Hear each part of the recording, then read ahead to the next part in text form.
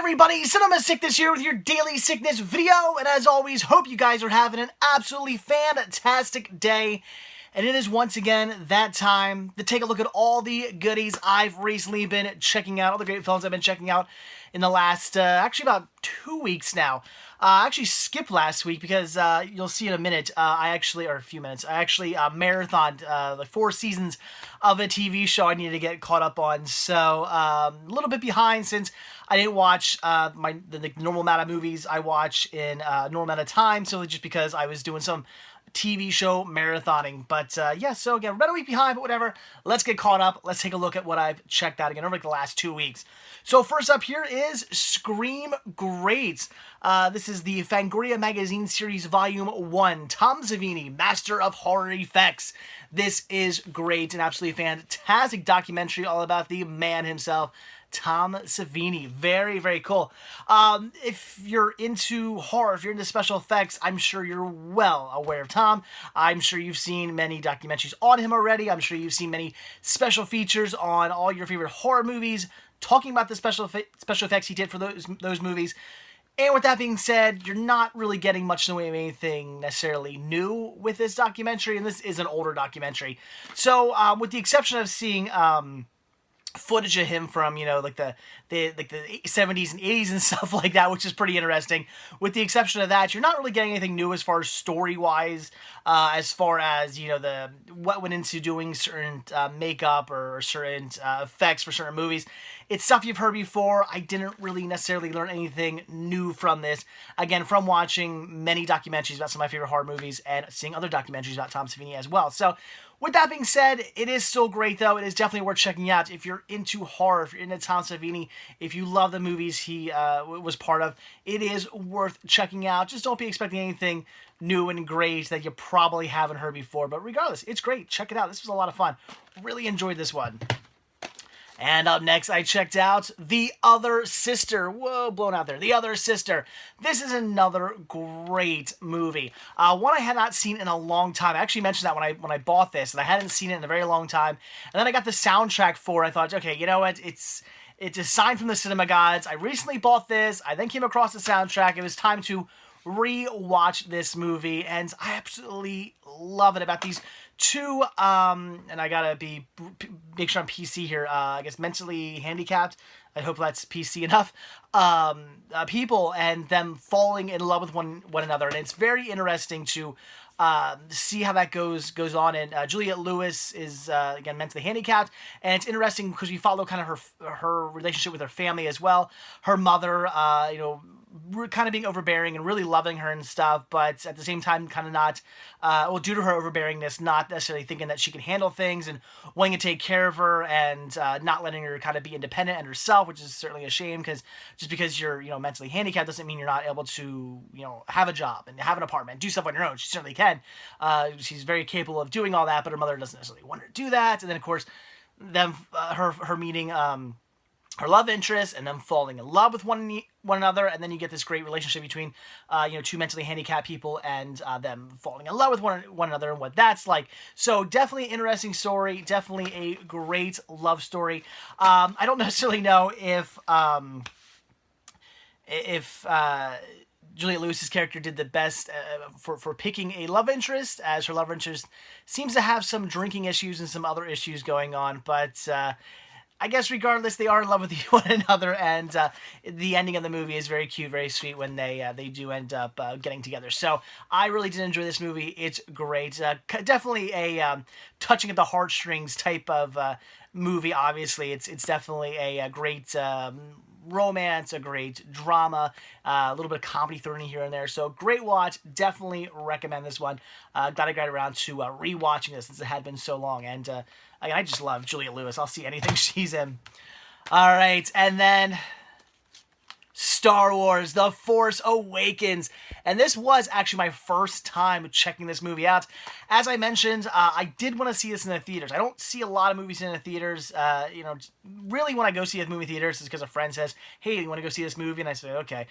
That's about it. Dragging myself out there to see a movie, I don't do it as often. And I did want to go see this, but I never got around to actually making it out to the theater, and waited for it to come out on home video. And oh my god, was it good. I loved this movie. With that being said, though, I kind of figured I would go into it liking it because I like the prequels. You know, and I'm not ashamed for saying that. I personally think that, you know, it used to be, I remember when the prequels came out, there were people who liked them and there were people who didn't like them. And it was a legitimate like and a legitimate dislike. And that was great. You know, if you didn't like the movies, okay, fine. If you liked them, great. Whatever. You know, opinions, you know, it's your opinion. I just feel that over the years, it's become very trendy and the cool thing to hate the prequels. It's a bandwagon. What else can I say? You know, again, the legitimacy of whether somebody likes. Well, I'd say if somebody likes the prequels, they actually like them because not many people say they like them these days. So for people who like them, that's great. I feel they actually like them. But for people who hate them, I always kind of question, like, do you seriously hate them or do you just bandwagon hate them? You never know. But I like the prequels. I mean, are they perfect? No, but as I've said many times before, I don't think the original trilogy is perfect either. There's plenty wrong with the original trilogy, and I love when people like say, oh, what about this in the prequels? What about that in the prequels? And you know, they point out all these things in the prequels, and I'm like, well, okay, well, here's the counterpart, you know, where I'm pointing out things that are very similar in the original trilogy as well. And I'm like, they're all great movies. All 6 films I love. I think they're great. I really do enjoy them, and I don't have anything wrong with the prequels. I think they're great movies. I mean, again, are they perfect? No, but I don't think the original trilogy is perfect either. But they are fantastic, great movies, and I enjoy them. So I went into this one pretty much assuming I was going to like it as well, and I certainly did. It was a great follow-up to the original trilogy. Was it taking place like 30 years later or something like that? I loved it. I love seeing all the you know, the characters, how they've aged and what has gone on in this time period, and all these new characters coming into play, and of course Luke and Han's son, and just you know, being the new head bad guy basically. Well, not head bad guy, but the new basically the new Darth Vader character. I absolutely loved everybody in this movie, and it just blew me away how much fun it was and how great it was. And it really got me pumped for, you know, the next movies to come out. Although it's funny, I saw the trailer for was it Rogue One, and I wasn't as excited, and I think the reason is because, like, I love these characters so much. I mean, I love all the characters from the first 6 films and how they all, like, relate. And then it's like you got this movie with like features like a new story, and I'm just like, I don't get as excited, but I know, like, I think like Darth Vader's in like Rogue One or something, so I don't know. I'm probably gonna be excited to see that as well. I mean, I definitely want to see it, so I'm sure I'm gonna like it just as much. But it's funny, it's like, since it's not a continuation or even a prequel to the original trilogy, it's just kind of like a side story.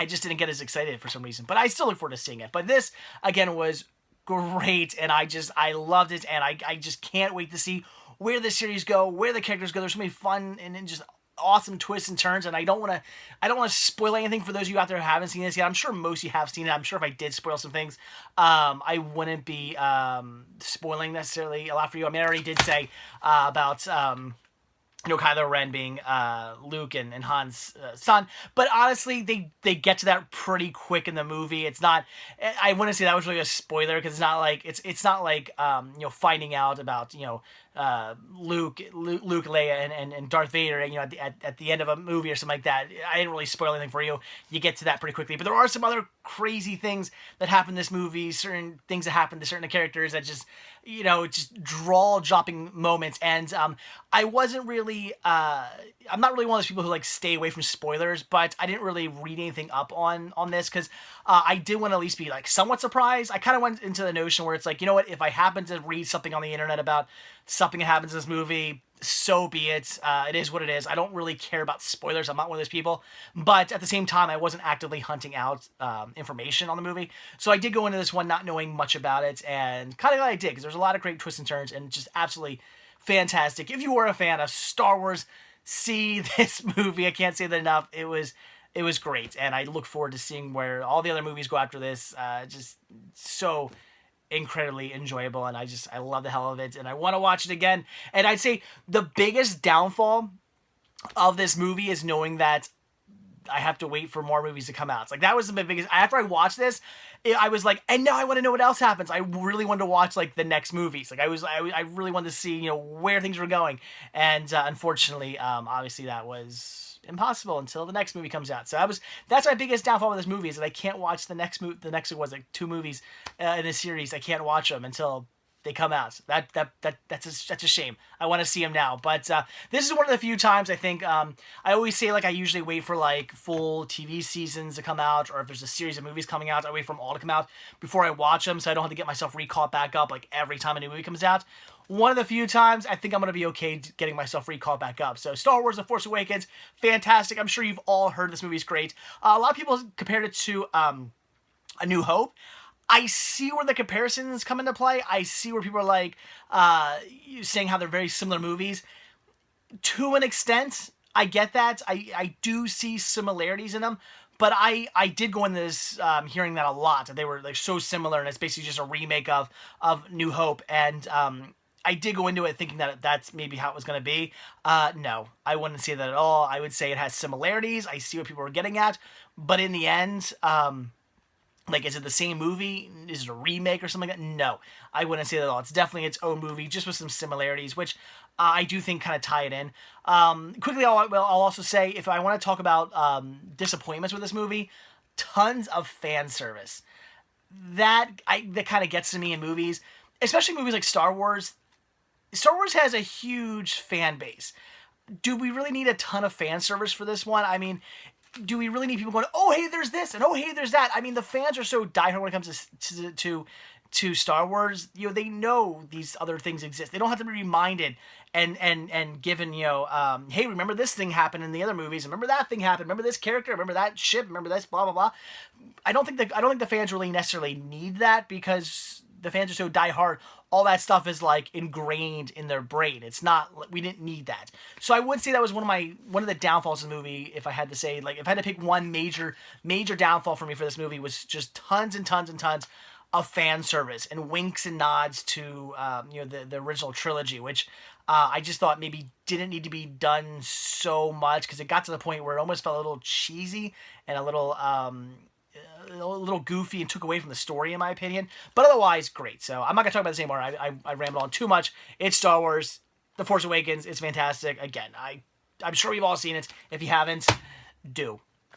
All right, and then The Hateful Eight. I love me some Quentin Tarantino, so of course I was very excited about this movie coming out, and definitely wanted to see it. And it was a great story. I know it's not really original. It's Quentin Tarantino's take on a movie I can't think of that I actually own and should watch. It's like an old martial arts film that I don't know. People keep telling me I need to see the movie, and I agree. I need to see it. I have it. I need to watch it. One of these days, I will actually get around to doing that, and I can compare them with each other.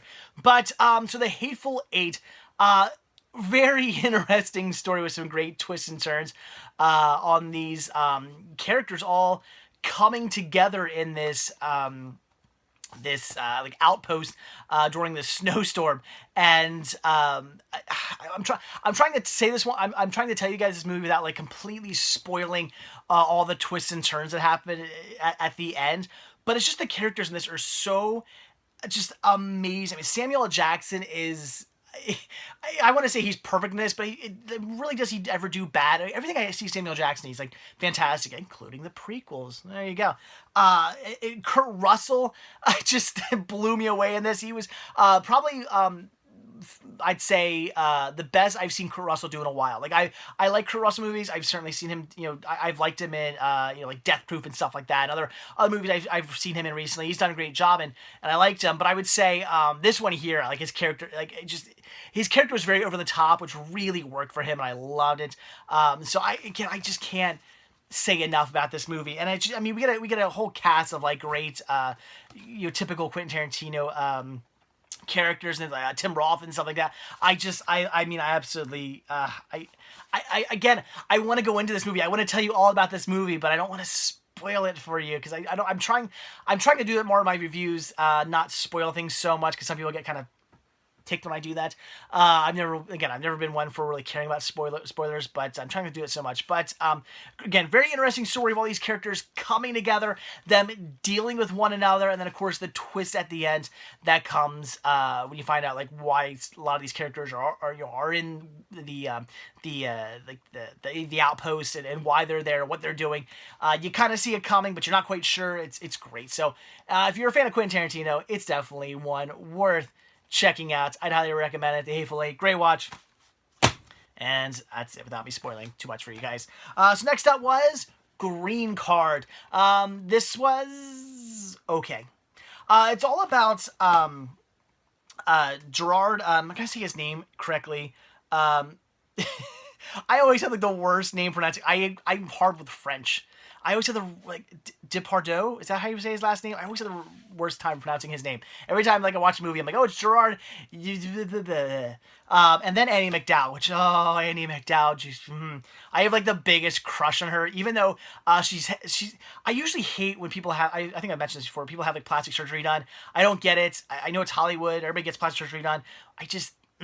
It drives me nuts. But I gotta say, one of the few times where I've been like, she actually looks pretty good with her, it works on her, is Annie McDowell. Her plastic surgery actually looks pretty good, but I'm sure she would have aged beautifully just to begin with, because she was already, like, just mind-blowingly beautiful. But, them getting together, and what ends up happening is, Andy, I'm just going to go with first names here, because I can't pronounce Gerard's last name. Andy and Gerard, they get married because Gerard is coming into the United States, and she basically just marries him just so he can get his green card. It's one of those things where it's all set up, there's no love, they don't even know each other, she just does it to get him his green card, and they split ways. But the whole thing is they end up having to basically pretend to end up being married because immigration comes into play, the government basically comes into play, and wants to check up on them to make sure that nothing, that basically they didn't do what they did, that they didn't marry simply just so he get a green card. They want to make sure that doesn't happen, so they end up having to live together and come together because they want the government to think they're actually married, and they want to make the government basically go away. So in doing that, of course, they fall for each other and they fall in love, and that's your story. It's a pretty basic story of two people wanting nothing to, having nothing, not necessarily wanting nothing to do with each other, but not having any plans to do anything with each other. Just, hey, I'm going to marry you, get your green card, I'm just doing you a favor, and then we're going to split ways, never see each other again, goodbye. And then them having to come together, and of course, then they actually do fall in love, and they actually do want to be married, and yada, yada, yada. But it was still a good watch. I really enjoyed this one. Great early 90s film. I loved it. Even though, at this point, Gerard, I was going to try to pronounce his name last, again, I'm not going to do it. Gerard, by this point, he's not looking like the best. I really wanted to see, like, I heard that he was good looking at one point. I think my wife mentioned that, because when I picked this up, actually, when I showed the wife I was watching it, she was like, well, yeah, he's not looking so good these days. And I looked him up, and yeah, he has not aged well at all. So I looked him up, and yeah, like in like the 60s and 70s, he was a really good looking dude. I was like, I see why he was in movies and why people noticed him. He was a really good looking guy. He just did not age well at all. But anyway, so a little hard to believe that these two are falling in love with each other. I know there's more involved with love than looks, but I think that's part of it, isn't it?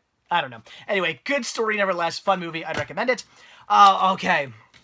So then I did actually make it out to the theaters. I was hanging out with a buddy of mine who I don't get to see him as much as, he's like my best friend. I don't get to see him as much as I used to. I have a kid now, so I can't really go out too much at nights, except for on the weekends. But of course, he's a DJ, so he works during the weekends. So it's hard for us to get together and hang out. But we actually got to hang out last weekend. He was DJing a club down in AC. I went down there with him. He had a room, so I got to sleep over. So I had a fun night in AC. It was great. We got to see a really cool band, Reggie and the Full Effect, for those of you who know where they are. It was awesome. I got to stand side stage and watch Reggie and the Full Effect play. It was really, really cool. It was pretty awesome. So we had a good time, and then he was like, on Sunday, he actually was off Sunday. He actually didn't have anything to do Sunday, so he was like, well, do you want to, since we're on the way home, we're going to pass a movie theater, do you want to stop and see a movie? I said, of course, and we went and saw 10 Cloverfield Lane, which I was pretty excited to see. It looked really good, and it was awesome. I love this movie. It was so well done and very interesting the way it was done. I love it. I hope this becomes a series. I really do. Cloverfield was just all right. I wasn't really blown away by Cloverfield. The whole found footage thing, it was an okay movie. I know it got some hype. I just thought it was all right. I thought it was mediocre. It was okay. Was it good? No. But was it bad? No. It was just an okay movie. So I was kind of curious to see where this was going. I knew it was kind of going to go apparently in a different direction, and it definitely did. This is a it's really not a sci-fi movie. It's more of like a psychological thriller horror, but based in a based how you put it with some sci-fi going on outside, basically in a sci-fi setting, I guess you would say, because Cloverfield, the aliens have come and everything, from the movie Cloverfield. They're here, they're taking over the earth, they're raining down upon us, things are going bad, and now we have our characters, our main character, one of our main characters, who has built this bunker because he was crazy and knew what was going on, or crazy and knew something was going to happen, which is another interesting story to get to. And then he has other characters who one of the characters help him build the shelter, so he knew it was there. So when the shit hit the fan, he went down to the bunker, basically fought his way into the bunker to survive. And our other character, we found out that our character who built the bunker had brought her down in there. So basically, at first, there's so many. I'm really trying not to spoil stuff for you guys. There are so many twists and turns in this movie. That's one of the things I like about this movie too. It's definitely one of those movies where you like something seems at first it seems like a horror movie, a psychological thriller horror, and then you go, oh no, okay, things aren't as they seem. Maybe this character we thought was like this crazy guy is actually on the up and up, and okay, so all right, they got to survive now because aliens are there. Then you go. And then all of a sudden it turns again. You're like, oh no, he is crazy. Maybe there aren't aliens outside. Oh my god, like what's going on? Like, and then it goes back to like you thinking everything's okay again. And then it goes back to everything you thinking everything's not okay again. It just goes crazy so often, and it's just over and over and over again, to the point where like at the end of the movie you're like, what is going on? And even when at the end of the movie, and spoiler, when she escapes the bunker at the end of the movie, even at that point you still aren't quite sure what happens. Are there aliens outside? Or they're not aliens outside? You just don't know, and it just keeps you guessing the entire time. And again, I like how the movie is not really a sci-fi movie. It's like a psychological thriller horror, but based around the world of the Cloverfield world, where there are aliens outside.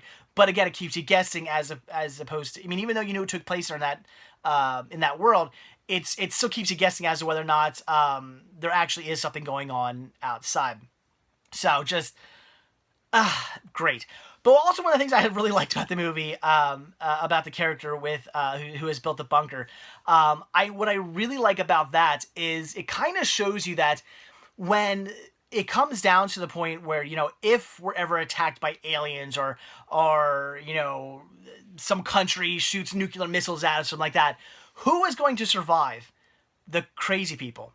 They're going to survive. The people who think everything's a conspiracy and think all these things are out to get us, and they're like, oh, the aliens are coming. They're, the people who we all laugh and go, oh god, that guy's crazy. The people who have built a bunker in their backyard for these situations, who the normal or not just saying the normal, that sounds really rude to say, but the average, the average goer thinks, oh god, that guy's crazy. He's never going to need to use that bunker. He thinks that aliens are going to attack someday. He's going to need to use that bunker because aliens are going to attack. Well, with that being said, if aliens do attack, who is going to survive? That guy who everybody thought was crazy and nuts, and who might actually be crazy and nuts, and we found out in this film actually is crazy and nuts. He's going to be the one who survives in his bunker because he built the bunker. So it's I love that. I love the whole thing. It's like, well, it's like all the people who, never prepare for this stuff because they never thought they needed to. The average Joe, you and me and stuff, who would never prepare for such a thing because they never think such a thing's actually going to happen. We're all going to die. It's the crazy guy who's going to survive. And I love that. I thought that was so interesting. But again, I'm not going to get into it too much. I don't want to spoil things too much in this movie. But all the characters are phenomenal. The twists and turns are perfectly done. I think just everything about this movie was done so well. And it's so much better than Cloverfield. If you saw Cloverfield and you're like me and you just thought it was mediocre, or maybe you even hated them, hated the movie, or even if you love the movie, whatever. Whatever your feelings are towards Cloverfield, just push it out of the way. It doesn't even matter. Whether you liked or hated the movie, I don't care. Doesn't matter. This movie was great. This movie has a completely different feel. Much better done. See this movie. It was so, so good. And here's my hope. Like I said, I hope this becomes a series. The first movie, found footage sci-fi movie. Okay. Second movie, psychological horror thriller just based around the world of Cloverfield. Cool. So 2 completely different movies. It's a bit of a spoiler here. I already said the girl escapes. I already ruined that for you guys. So the girl escapes at the end. At the end of the movie, she has 2 choices. Throughout the whole movie, they keep bringing up the fact that she's like always run away from things. Every time something like a slight little problem happens, instead of dealing with it, she runs away. They've set that up throughout the movie. So at the end of the movie, she has 2 choices. She goes to where I can't remember the actual locations, but she goes to where they're saying, the aliens have been defeated. We're safe here. She can either go to safety, or she can go to a city. I think it was like Chicago or something like that. I think Chicago, maybe something like that. She can go to this other city where they're saying they're still kind of under attack and people need help. She can go there and help out. So she has to decide what she wants to do. Does she want to run away like she always does, or does she go help? She chooses to go help. She drives down she can go straight, or she can make a left. Straight to freedom, left to go help. She makes that left. So at this point, I'm thinking, oh my God, if they turn this into a series where, again, first movie, found footage sci-fi movie, second movie, psychological thriller movie, third movie, action sci-fi movie, now she's got to go help out, kick some butt against some aliens. That would be amazing. Every movie in this series just becomes like a completely different type of movie. They just go like with every genre. That would be so cool. When every movie feels like a different movie almost, but all takes place like in the same like universe. Like, I want to see that. Please, for the love of God, do a third Cloverfield movie where it's like where it's an action movie. That'd be cool. I want to see that. Make it happen. Please, please, please, please. So, C10 Cloverfield Lane. I loved it. So hopefully I didn't do too much ruining there. Again, fantastic. And if you're like me and you're a big John Goodman fan, see the movie for that alone. So yeah, John Goodman was amazing in this. Yeah, he plays a really good scary character, so see him. Anyway, all right, so then on to what I marathons. Season 7, 8, 9, and 10 of It's Always Sunny in Philadelphia. I love this show. I have said since the show is on, probably, if not definitely, the funniest show on TV right now. I've seen great, I watch tons of, I don't watch tons of comedy on TV. I watch tons of comedy, I watch tons of TV comedy on DVD and Blu-ray, because I don't have, as I said before, I don't have cable anymore. A few years ago, my wife and I got rid of cable because we realized we were never using it. I'm always watching movies or TV shows on DVD. And she watches my stuff as well, or she wants something, she buys it. And she watches a lot of stuff on like Netflix, Hulu, YouTube. She watches a lot of stuff on the internet. So it was kind of just the point where we one day realized I forget what we were talking about. And we're like, we don't ever use cable. When was the last time any of us watched cable? So we thought, why are we paying for this? Let's get rid of it. So we got rid of cable. We'll probably get it back once Simmons Jr. gets a little bit older, because he's a kid. He's going to want cable. So we'll get it back eventually. But right now we have no need for it. But anyway, so I have seen tons of comedies, TV show comedies that are out right now. Things like Modern Family and stuff like that. Great shows. Very funny. I love them. They're great. They're very, very funny shows. But in my opinion, It's Always Sunny, definitely the funniest. I love the characters of this. They're absolutely insane, crazy. The fact that they just constantly get themselves into trouble and how they get themselves out of trouble. It's great to watch these characters who are literally like, they have major problems. They are just psychotic to no end and have some definite issues going on, and to watch them and the crazy situations they get themselves into, which they're always getting themselves into these situations. It's never like these situations come upon them. It's always their fault they're in these situations, and then them basically watching themselves get out of it. And I love that a lot of times getting out of it, a lot of times it's just some kind of like giving up, which is really interesting too. So again, funniest show. And I had realized that I had a bunch of seasons sitting around that I still had yet to get around to watching, so I checked them out, and Just brilliant. Loved it. One of the things I like about the later seasons is I like the character of Charlie. He in the first few seasons of the show was very he just played he's like the even though these characters are all stupid, he was like the stupid character out of the stupid characters, the one who was like just like really brain dead, and they played that up a lot. Just always like anytime something dumb would happen, it was Charlie. Charlie was the one who like always did the really stupid stuff, and just really really dumb. That was fun and all, but I like in the later seasons here, they kind of made him more like everybody else. He's still really dumb, and anytime anything really dumb happens, it's usually because of him, and he always says the really dumb stuff, and he's still playing that character, but I like how they give him more of a role where, he's coming up with schemes. He's taking charge every now and then.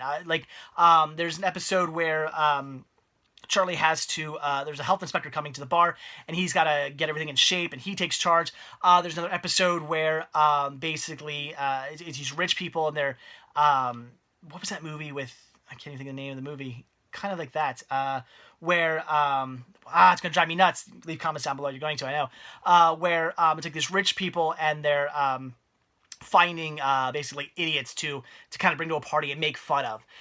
It's that situation, but then we end up realizing that the whole time Charlie was using them. So the whole time you think, they're using the gang to play the fools and everything like that, and then it completely turns around that no, Charlie the whole time was using them to get what he wants. I thought that was so cool. So I love the fact that Charlie has progressed. He has evolved in this series. I thought that was really good, and I like his character even more now. So, oh my god, I can't get enough of this. It's a fantastic show.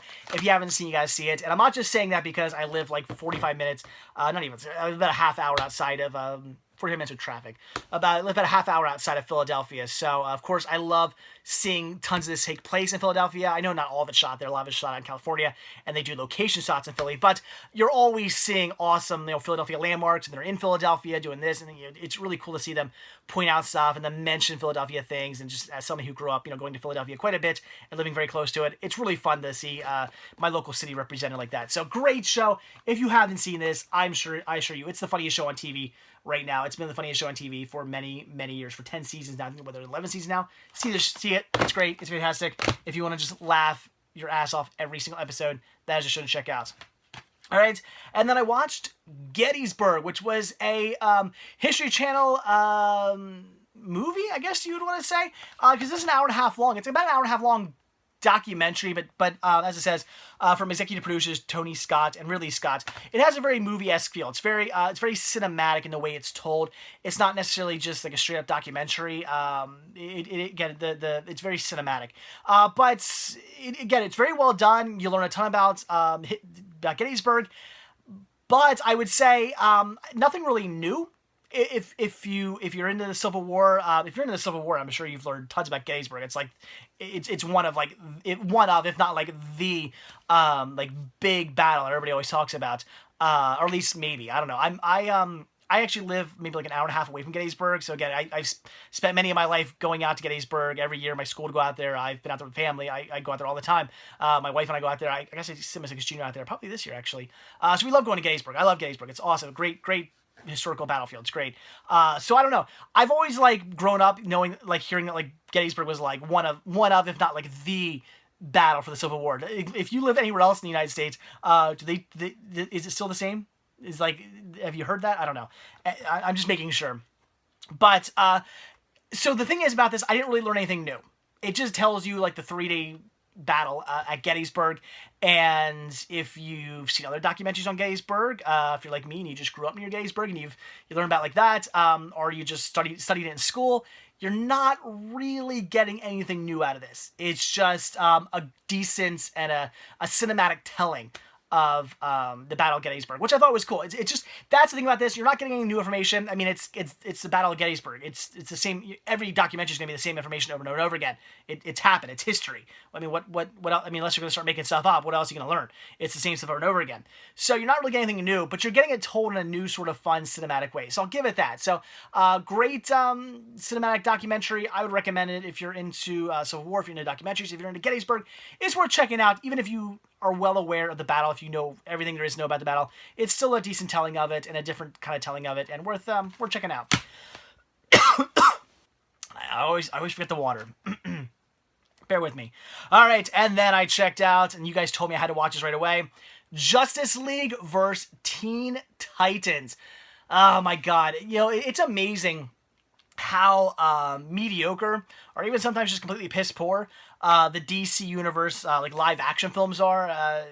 They're just not, they're not quite living up to that level of Marvel. Not yet. Hopefully someday.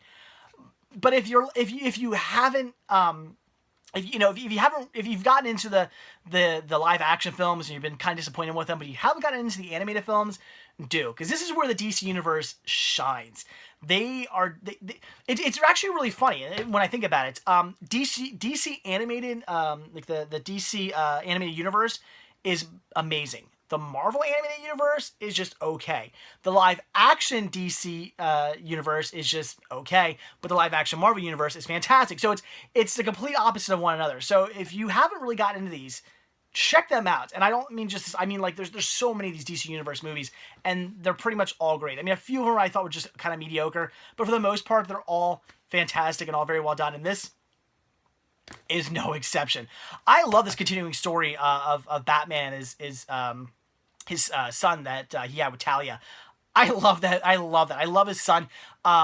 Still, you know, always battling. Is he the character that Talia and Raish rose to basically like take over the world, or is he more in line with Batman? He wants to be like a superhero. He's always torn and whatnot, and that there's a lot of that featured in this. It really sets up the entire story as to how the Justice League and Teen Titans come together. Now, a bit of a spoiler, I went into this thinking, okay, it's going to be the Justice League battling the Teen Titans, right? Not exactly. It's not quite verse in the way you think. This movie actually features a lot about Raven and her story and her father, who's basically Satan, basically coming to claim her and them having to protect her and save her and battle Satan. This should be called Justice League and Teen Titans vs. Satan, because it's basically what this movie is. But again, great watch, and I love seeing the Justice League and the Teen Titans come together. Even though it says verse, they really do come together, and I love seeing the Justice League get like introduced into this into the world of the Justice League. I love that, and I'm not going to spoil anything, but watch the credits. It's not one of those things we have to watch all the way to the end. It's like maybe like a minute into the credits. Keep watching, because they set up what I'm assuming is going to be the next movie. And if you know anything about the Teen Titans universe anyway, if you know anything about their story, a new character is coming, and oh my God, I cannot wait to see the next movie. So this was just another phenomenal and excellent and fantastic addition to the animated DC universe, especially with like the recent like Batman movies and whatnot with Batman and his son. And just I can't get enough of this. It was great. Again, extremely well done, and I'm not gonna get too much in this one. I don't want to ruin too much, and again, I don't want to spoil too much. But Justice League, Teen Titans, more or less coming together as opposed to versing themselves. But you'll see why they say verse. But really coming together to battle Satan and save Raven. So awesome! Check it out. It was great, and I'm dropping stuff. It was fantastic. All right, and then last but not least was The Shape of Things. This was an interesting movie. And I'm gonna kind of spoil this one for you because I don't know, I feel like I kind of have to. Really about Paul Rudd and Rachel Weisz, and they're these two people who meet. Rachel Weisz is this kind of crazy, wild, artistic character, and Paul Rudd is this laid-back, nerdy, kind of keeps to himself. Doesn't want to go out and party. Doesn't want to do anything wild. Just keeps to himself, kind of guy. Kind of like me. He kind of keeps to himself. And them coming together. And their relationship. She, in this whole movie, she's kind of changing him. She's molding him. She, getting him to lose some weight. She got him to cut his hair. He's not wearing glasses anymore. He's wearing contacts. He's wearing different clothing. All the way up until the point where he even gets a nose job because of her. Which, when this movie starts, I'm like, wow, Paul Rudd, like, did he? I paused the movie and got on my phone quick to see if Paul Rudd ever had a nose job, because they do such a good job with the prosthetic nose. I thought it was actually his real nose. And I thought, wow, because this is an early Paul Rudd movie. I thought over some time somewhere he had like nose surgery done. No, that's part of the movie. So if you watch this movie and you go into it, don't think to yourself that Paul Rudd has a big nose and at some point he got it taken away. No, that's part of the movie. So she keeps changing him, and even to the point where he even moves, kind of gets rid of his friends. And at the end of the movie, and I'm debating why I want to spoil this, the end of the movie is when the twist comes. And when you find out why... You... All right, I'm going to spoil the ending. I don't know how else to do this. At the end of the movie, you find out that Rachel Weisz was never in love with Paul Rudd. The whole relationship was a scam. Or not necessarily a scam, but was fake. And the entire reason is because Rachel Weisz was using Paul Rudd as basically a human canvas, sculpting a human. Using Paul Rudd as an art piece, seeing how far she could go to manipulate him, to get him to change himself, both inside and outside. Everything from, changing his appearance to changing his personality, and seeing if he could push his friends away, and all kinds of stuff like that. And even seeing how his friends would react to him changing. And you find the whole thing was just a big, again, I don't want to say a scam, but an art project. It was a Rachel Weisz art project on Paul Rudd. It's just really crazy effed up ending where you're just like, I mean, when I saw that, I was like, wow. Like, I couldn't even imagine, like, and she does all this right in front of, like, she's it's her, like, senior, like, thesis sort of thing. And she's putting on an art show, and everybody's there, all these people are there watching this, and Paul Rudd's there too, and she's basically showing off that, all the stuff she's done to this guy. And it's really hard to watch because, I mean, all these people they're watching Paul Rudd and hearing about how the whole time she was leading him on, and none of the love that he thought they were in was true, and she manipulated him and changed him and used him and all this stuff, and he's right there the whole time with like a spotlight on. Basically, it's just really hard to watch, really crazy. And Rachel Weisz in this is just, I mean, whether or not you like her during the whole movie, I mean, she's not really necessarily a super lovable character, especially when you see how much she's changing Paul Rudd. You don't really, I'll give it that, you don't really ever like totally fall in love with her, but you like the fact that Paul Rudd really likes her and stuff like that. Maybe something great's gonna come out of their relationship since they seem to be in love. But at the end, man, you just hate Rachel Weisz because of what she did and how messed up it is, and basically using Paul Rudd as a human art piece. So that's where we get the name. I was wondering what the name, The Shape of Things. I was wondering how that came into play, and you find out. So crazy movie, interesting movie. It was a little slow. I mean, it wasn't the most exciting movie ever. What really it does is it's a slow build up until the climax where you find out what Rachel Weisz was doing the entire time to Paul Rudd. That is the build up. That is the payoff. That is the money shots. It's a crazy ending. So would I recommend it? I would. It was a decent movie. Like I said, it's a little slow. So if you start watching this, you're not really getting into it all that much. Just wait to the end. Even though I completely spoil it for you, I do apologize. But at least wait to the end, and you're gonna see how crazy it gets with what she did. So I would recommend this one. It was a fun watch. Definitely one to check out. I look forward to getting it eventually on DVD. So. All right, guys, there you go. That was everything I've recently checked out. Yeah, I believe, if I'm mistaken, yeah, I am recommending it all. I thought it was all pretty decent. I'd say out of everything, maybe The Shape of Things was what I liked the least. Green Card also. Green Card was, if you're really into like late 80s, early 90s romantic comedies, you'll probably like it because it definitely had that feel, and I really did enjoy it. I just thought it wasn't up to par with some other ones that are out there, some other great, romantic comedies from the late 80s, early 90s.